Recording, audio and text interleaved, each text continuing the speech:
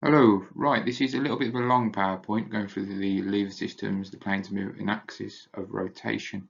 But if you want to skip straight to the end, there are about 4 pages, 5 pages of exam questions and then the answers to go with them. So if you don't want to go through the PowerPoint, go straight to the end and have a go at the questions. Right, so movement analysis has been brought into the curriculum when it all changed. Now it's very, very simple in parts. First of all, we'll look for the levers. Okay, the levers in our body are formed by bones, joints, and muscles. Okay, the levers consist of a rigid structure. Now that's your bone. Okay, the force acted upon it is the muscle. So every movement is made. The force is made by the muscle. Okay, now we need some form of movement, and that takes place at the joint. Okay, so the joint is called the fulcrum. So we have the load, the effort, which is the muscle, and the fulcrum. Okay, and the rigid structure is actually the bone. But we'll go on to this as we go through it. Now, there's 3 different types of levers that you need to know about. Okay, the first one is this first class lever. Okay, the first class lever is found in the neck. Okay, now a lot of exam questions will ask about heading a football, which type of lever is involved. Okay, so if we look here with our lever, the actual muscle is here in the neck. Okay, going from our joints, the fulcrum, which is the joint, is at the top of the spine, which is our pivot joint, which is the fulcrum, is here in the neck. And the load is actually your chin. Okay, so you can actually see now that we have 3 very much set out where we've got the muscle in the back of the neck acting as the effort. That's doing all the work. That's pulling that head up or pushing it down. We have got the fulcrum, once again, which is the joint sitting in the middle of the neck. And then we have the load at the end. Okay, now what they're going to ask you to do a lot of the time is to draw. Okay, just like on scales like this. Now, with this, a lot of people label them but forget to put the arrows. So when you learn this, you need to make sure we've got the load, the fulcrum, and the effort, but make sure you actually include the arrows as well on the diagram. Now, the second class lever is found in the lower leg. Okay, now if you can see here, the action is actually standing up onto your tiptoes. So you can see that the fulcrum is here at the bottom of the foot. So as you push up onto your tiptoes, your toes bend. So that's where the joint is. Okay. Now the load is your whole body weight. So if you think your whole body weight comes all the way down the middle here. And the effort comes from this muscle. Quick test, anyone? What's this muscle called? We've got the gastrocnemius. Okay, so we've got this muscle here doing all the work. And look, that's pushing up. Okay, so with this one, when we come to label the seesaw, okay, we need to remember that we get the arrows in the right direction. So if we remember, this is our toes doing the work, so our joint is the fulcrum. Our load is pushing down to the floor, and that's our body weight. And the effort is pushing up. So we've got to remember that arrow is pushing up. Now, our third class lever. Now, our third class lever is, if you imagine, you can see here, doing a bicep curl. Okay. Now, I find this, people get this one mixed up. I'll try and show you a way to remember it. If you can see here, the fulcrum is the hinge joint in the elbow. Okay. The effort is your bicep. And the load is your hand. So they've shown a weight in the hand. Now, if you put a weight in your hand, obviously it's going to push downwards. Okay. The muscle is trying to push up, that's giving the effort. So you can see the arrows pointing up, and the fulcrum is stationary. Now, For me, I try and remember this by putting my arm behind me like this. And if I put my arm behind me like this, I can see the joint is here, the muscle is here, the effort, and the load is in my hand. So I try and remember it as fulcrum, effort, load. Now, if you have your arm out the wrong angle, you then go in effort, fulcrum, load. Okay, so we need to actually really remember to push the elbow back. We have the fulcrum here, the effort comes from the bicep, and the load is in your hands. And just make a note of the arrows on which they are pointing, okay, and the order what they're in. Now, this is really going away and remembering where the 3 class levers are and learning the 3 little diagrams. Now, a tip to remember it is if you remember this FLE. Okay, if you remember this FLE, so we've got the 1st class lever, the fulcrum is in the middle. In the 2nd class, the load is in the middle. And the 3rd class, the effort is in the middle. So suddenly you can draw 3 seesaws. So the first one, you can put the fulcrum straight in the middle. The next one, you can just put the load in the middle. And the next one, you can just put the effort in the middle. So suddenly that gives you a good starting point to try and remember where they go if you can get that middle one. Now you can then add the effort and the load, and then add your arrows as well. Now, we're now going planes of movement and axis of rotation. For me, this is the hardest part of the course.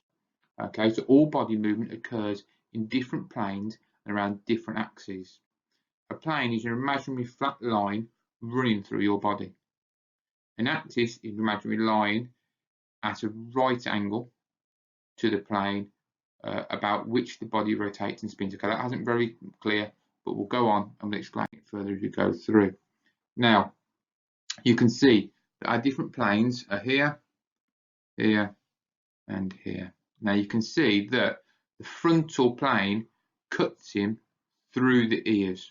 Okay, so straight through the ears, that frontal plane, and goes all the way down. So it's that blue board there. The sagittal plane comes through the back of the head and out through the nose. Okay, and that goes all the way down as well. And the transverse plane is here and cuts him all the way through the waist. Now, in the next couple of slides, we'll go on why this is important and what you actually need to remember. Now, the other ones are axes. Okay, we don't want to get these confused, but the axis of rotation, so our y-axis is transverse is the same. Okay, it comes through the middle. So we need to remember there's transverse. There's 2 of them, so it's only one word to remember. Okay, the next one is frontal. Now, this frontal one now actually goes through the belly button, comes out the other side. Okay, so it's ever so slightly different from the other ones. You need to remember one frontal comes through the ears and the other frontal goes through the belly button. Now, the longitudinal is the longest one, as I try and remember it, and it goes all the way through the top of the head and comes out through the feet. So it's trying to remember which is which. It's going away and actually trying to learn and remember where they cut you through. Now, so the planes of movement. Okay, the sagittal plane, a vertical plane that divides the body into left and right side. Flexion and extension types of movement occur in this plane. So straight away we're linking sagittal to flexion and extension. So the movement occurs. So any questions where it says what types of movement, straight away we're going for flexion and extension. Okay, now we can link this to different types of sport, e.g. kicking a football, a chest pass, a netball, walking, jumping, squatting. Straight away you have got sporting activities you can link with the sagittal plane. Now the frontal plane passes from side to side and divides the body into a front and a back. Okay, now the movements of here, if you remember, we did it abduction and adduction, so that's moving an arm away from the center point of the body and then moving it back towards the center line of the body. So we can go sporting movements if we think of exercises, so such as jumping jacks, where our arms move out and then come back in, raising and lowering of the arms, legs sideways cartwheel, so we're actually going through this way, side to side, not forward to backwards, but side to side. Now with our transverse plane, remember this cuts through the middle, passes through the middle of the body and divides the body horizontally, so we have an upper and a lower half. Rotation types of movement occur in this plane, e.g. hip rotations in a golf swing. So there was a question on the first paper they released which talked about which plane of movement a golf swing goes through, and they gave you a couple. A lot of people there got confused and put rotation, but they were actually looking for the transverse plane. Twisting in a discus throw, pivoting in netball, spinning in skating. Okay, movements are parallel to the plane. So the plane is there and the movement is here parallel to it, which takes place. So we've got planes of movement. So we've just gone through this, but we'll go through it again. Hopefully this will make it a little clearer. So we've got the sagittal plane is a vertical plane that divides the body into right and left. And as you can see, we've got a line going to there. Practical examples of movement are running, sit-ups, bicep curls, somersaults. So it's all happening in front of us, moving forwards and backwards.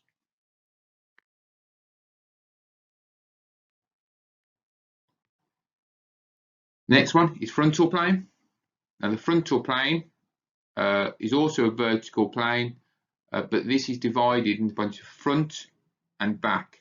Okay. Practical examples of movement are abduction, adduction of the legs at the hip joint, performing star jumps and cartwheels. So we're looking anything where we can go side to side. So that's moving the arm out, moving it back in. The last one is transverse planes. Now the transverse plane is a horizontal arm that cuts you through the waist, and it divides us into a top half and a bottom half. Practical examples of movement: arm actions are circumduction, when bowling in cricket, when rotating the shoulders. So any movement which we rotate can class in the transverse plane. Now, axis of rotation. Now, we don't want to get these mixed up. Okay, so there are also 3 lines of axis of rotation. Now, once again, we've got transverse, a word that we've already known. That always cuts us through the waist. This line runs from left to right to the center point of the body. So for a sporting example is somersault. Now I try and remember this, but I will go on to it in a minute as well. Is if a table footballer, where you run a metal bar through their waist, and depending on where you run that metal bar through, they only can do one movement. So if you imagine putting a metal bar through someone's belly button and coming out through their back, they only can spin round and do somersaults this way. Okay. Now, sorry, I've got that wrong. Right, the transverse plane, sorry, comes through your hips. Sorry, it comes through the hips. And it means you can only, like a table footballer, spin round like that. Okay, you can't go side to side, but you only can do somersaults. The frontal axis, this line's through the front and back. So this is the belly button. That's imagine getting that bar stuck through the middle, and you can only now do somersaults or you only now can do cartwheels and spinning this way round. So I'll just clarify that. Frontal axis sporting movement is cartwheel. Transverse axis sporting movement is somersault. Now longitudinal axis. The longitudinal axis, now that's the long one, runs from the top of your head and comes out through your feet. Now if you imagine you have a pole stuck in your head all the way down, you can't go side to side, you can't go forwards and backwards. The only things you can do is spin round and rotate. So you're now looking for an ice skater spinning round or a ballet dancer doing a pirouette as our sporting movements. So we'll go through these just again.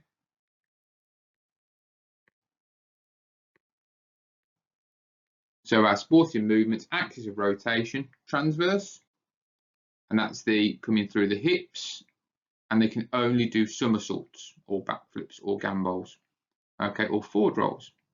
Frontal axis is where it runs through the belly button, and they can only do side to side movements such as cartwheels. Now the longitudinal axis comes all the way down through the head, and they can only spin round and do pirouettes. Now, we'll pause it. Can you label them? So which axis is which? So if you want to pause the video and ever so quickly have a go if you can label the 3 different types. So this is coming through the hips, this is coming through the belly button, and this is coming all the way down. See if you can label them and give a sporting example for each one.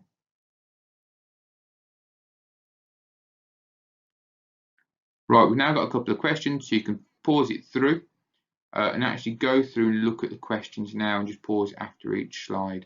Okay, so the first one, what plane of movement an axis rotates does a forward roll take place in? And I'll let you answer the others, but I'll just go on to the next slide. If you want to just pause the video again in order so you can answer these questions.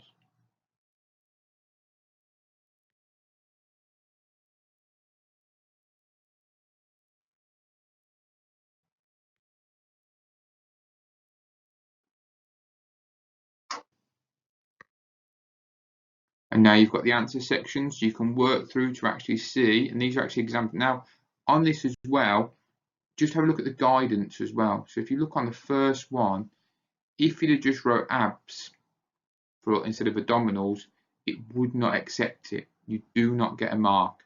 You need to make sure you're writing the correct term for the muscles and not shorten them.